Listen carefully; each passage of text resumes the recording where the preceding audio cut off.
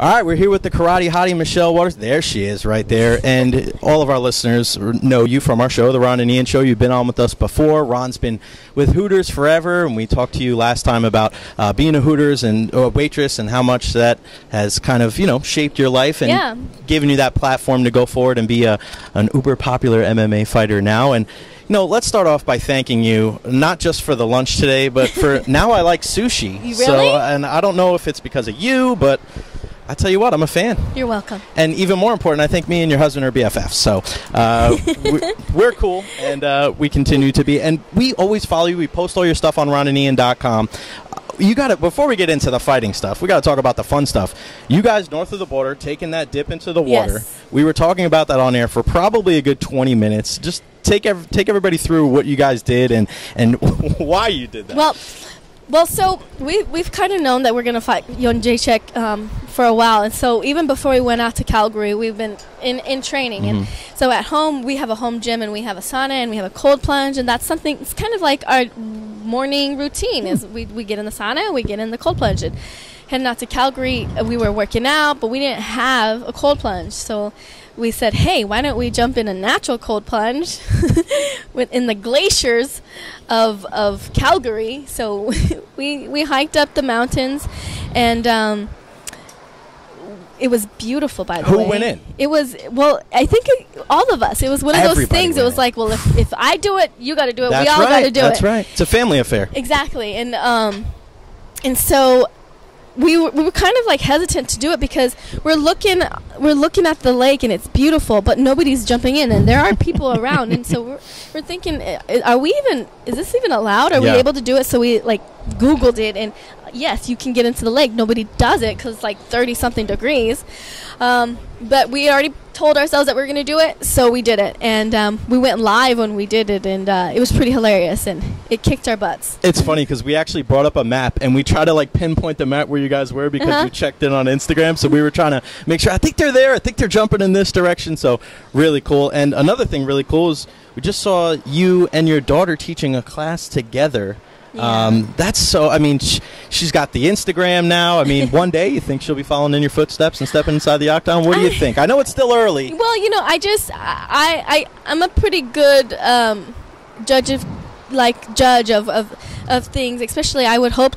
I understand my daughter and I know my daughter, but I don't know if she's necessarily passionate about fighting. Yeah. She loves being in mom's corner. She loves being cheerleader for mom. But her herself is just not interested in getting punched in the face. Mm-hmm. Yeah. So she really actually enjoys gymnastics and is just made the competition team. So with that, mommy and daddy are behind her 100%, and we strive to push her in that, and hopefully she does well in that. Really cool here at Soho Sushi to hang out with you here during the media luncheon, and one of the things we talked about was kind of the promotion for this fight with Ioane and Jacek, and sometimes in combat sports, MMA, boxing, some people want to see each other. Yeah, you're throwing every bad word in the book at them, but I think this fight's a little different. I don't think you guys really need to do that because your names are pretty well established in this sport, but if you're telling somebody that's tuning in, what are they going to expect for a fight like this? What would you tell them? You're right. And honestly, I would think out of all the divisions in the UFC, the strawweight division is the most stacked. Without a doubt. Plus, I feel like the strawweight division is probably one of the divisions that has the most camaraderie amongst the competitors. Like if you think about the fight between Rose and Andrade, Rose, the champion, is going into Andrade's hometown, Brazil, and fighting her, and these ladies aren't talking crap the entire time, and they go in there and are trying to take each other's heads off. Rose is, Rose is winning the fight, and it's a highly competitive fight and something that people are on the edge of their seats watching, and then Andrade comes from behind and slams her and knocks Rose out with that Hulk smash. And so it was still an amazing, entertaining fight that got the crowd up and chanting and screaming, but neither one of these girls had a bad thing to say about each other, and were super respectful of each other after the fact, and that's something that I can be proud to say that I'm a part of, and that strawweight division is bringing the heat. So I always thought it was interesting that when Rose beat Joanna after the fight, and she was like, I don't want to, you know what I mean? She kind of put everybody in perspective, like, hey, we're out here, we're trying to stay healthy, we're trying to out here to trying to make money, we're trying to make a living. We don't need all that other stuff. We don't need to put each other down. I think we're past that now. It's 2019. Like, we want to see people that can fight. I mean, look at the last fight last weekend with, Yoel Romero and Costa. I mean, we don't care what anybody had to say. They just went in the octagon and they did their thing. And they were having fun in it. Exactly. Like that was just the funnest part, is they were like they were joking around with each other within the fight, but still beating the crap out of each other. Exactly. And we're here with the Karate Hottie, Michelle Waterson, ahead of her fight October 12th at Amalie Arena against Joanna Jędrzejczyk. And Joanna's come off a couple losses, but I know the way you train, you're still going to train for the best Joanna. But in your opinion, because you're an analyst too, you do a great job doing that as well. Do you think she's a different fighter now? Do you think, because we've seen that with other fighters where they lose that one big fight, especially on a national stage. She's lost a couple now. Do you think that's kind of dented her psyche at all? I think when you look at a fighter and the people that they've lost to, you have to do exactly that. All right, yeah, they have 3 losses, but who do they have losses to? She has losses to Rose, who is the champ, and to Shevchenko, who is the champ in her division. And so I don't think those are things that you can take away from her. Those are actually things, in my opinion, that are going to help deepen her as a fighter. The experience anytime of that being there. Anytime you experience loss, if you're a good fighter, you go back to the drawing boards and you improve from those losses. And so I expect to fight a more well-rounded, hungry Joanna come October. It's funny because Daniel Cormier, who just lost this past weekend, was talking about how he felt bad because he abandoned the game plan. And I know that that's something that's really big for your camp, of having a game plan. I mean, this is a sport, and why just go in there and throw caution to the wind and just go in there and stand in the middle and bang for 15 or 25 minutes? How important is that for you guys in your camp? And also, can you see the other side of it where people go, I don't need a game plan, I'm just going out to do my thing? Where, how do you kind of analyze that? I think there has to be a sweet spot right in the middle, because if you are strictly game plan, then your mind goes really analytical, and it has to be step 1, step 2, step 3, but that's not how a fight works. A fight is chaos. Life is chaos.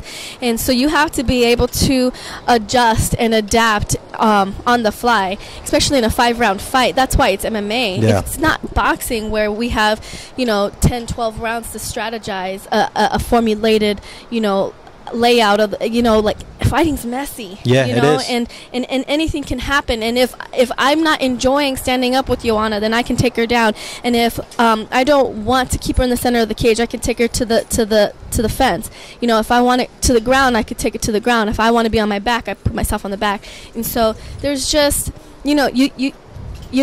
sticking to a very specific game plan can sometimes be, it's almost paralyzing, right? It can because sometimes, if something goes against that, maybe that person's good in that aspect, and you're like, I got to change it up a little bit. And we saw that with Stipe going, this isn't working, I got to go to the body in round 4, and then boom, now you're the world champion. Absolutely. And that's what the greatest they do is recognize what's not working and toss it out the window and try to find a way to win. Adapt and overcome. That is the big thing. All right, last one out of me. If you got a message for Ron and Ian, they're back at the studio. We got a message for them and everybody in Tampa to get them to come out on October 12th to support you against Joanna. What would your message be? My message is, you guys, you know how much I love you. You know how much I love the fans. Because honestly, I wouldn't be here if it wasn't for you guys. You guys give me the passion, the motivation to go out there. And I feed off of all of that. And so, if anybody knows me, they know my story, they know my family, they know what the end goal is, and that's to be UFC's first mother champion. So it would mean the world to me for all of you guys to go out there and feel that love and support on my way out of the tunnel, walking into the arena, walking into the cage, and hearing all those cheers as I get my hands raised. That is likely going to happen on October 12th. I'm putting my money down on her, and that's the way you should be doing it. October 12th, again, at Amalie Arena, Joanna Jędrzejczyk against the Karate Hottie, Michelle Waterson. Michelle, thank you so much for joining us. I know you got to get on a plane and get back to Albuquerque and go see your little one. So have a safe flight, and we'll see you in a couple months. Thank you.